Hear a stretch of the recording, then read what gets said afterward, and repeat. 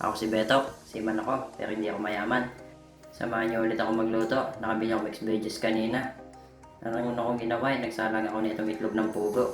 Nung nakasalang na itlog ng pugo, nag-iwa ako ng mga aromatics natin. Bawang at sibuyas lang naman ang kailangan para sa paggisa mamaya. Iwa-iwain mo lang ng ganyang kalaki itong sibuyas at bawang. At ayan, kompleto na yung gagamitin natin mamaya sa pagluluto. Nagbukas na ako ng rep, tapos pagbukas ko nakita ko mayroon pa pala akong isang pitsyo ng manok. Isasali ko na din to para makadagdag na rin sa lasa. Iniiwa-iwa ko lang din ng maliliit yan para dumami. Yung ganyang kalaki na iwa, okay na yan. Tapos nagugas muna ako ng kamay. Nag-proceed na din ako sa pagbabalat ng itlog natin. Naluto na sila. Salamat sa timelapse at napabilis ang pagbabalat ko na itong itlog ng pugo. Kung walang timelapse to, baka abutin tayo bukas. Nagsalang na nga pala ako ng kawali. Nung uminit na, nilagay ko na yung butter. Nung medyo natunaw na yung butter, nilagay ko ng sabay yung bawang at sibuyas. Pwede naman pagsabayin yan para wala na mag-away-away. Nung lumambot na yung bawang at sibuyas, sinunod ko na yung manok na iniwa natin ng maliliit. Tapos gisa-gisahin mo lang din yan. Naglagay na din ako dyan ng paminta. Yung semi-durog lang.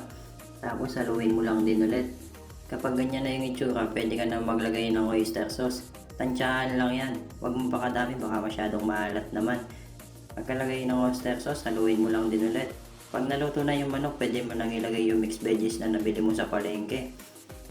50 pesos lang to kung di ako nagkakamali. Tapos ayun, haluin mo lang din ulit para magsama-sama na yung lasa niya. Pwede ka na rin maglagay ng pampalasa. Naglagay ako ng magic syrup dyan, tapos bechin.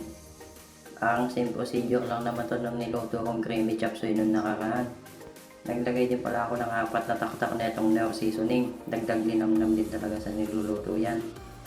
Tapos may nakita palang kalating repolyo yung bunso namin na nasa ref daw, kaya nilagay na din namin kaysa masayang lang.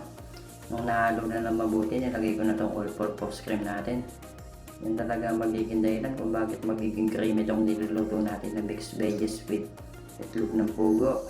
Itaktak mo na mabuti, sayang yan, bayad lahat kada patak niyan. Tapos haluin mo lang para magsama-sama na yung lasa. Mga 1 minute na lang siguro, pwede na to. Huwag ka lang titigil sa paghalo, baka mamaya matusta naman yung ilalim niya. Pagkatapos ilalagay na natin yung mga ingredients niya, yung itlog ng pugo. Mas madaming pugo nga pala, mas masarap tong luto na to. Pagkalagay ng pugo, haluin mo lang konti, tapos all goods na yan. Para sa akin, okay na talaga yan. Tignan mo naman kung gaano ka-quality. Kumuha ka na ng kanin bahaw, kakain na tayo. Sabaw pa lang yan, napakalinamnam na. Ayan, tignan mo. Ipapatry natin kay Bunso, tignan natin kung maaprobahan ba. Kapag pumasa kay Bunso to, pasado na rin sa lahat yan. Yun, approve.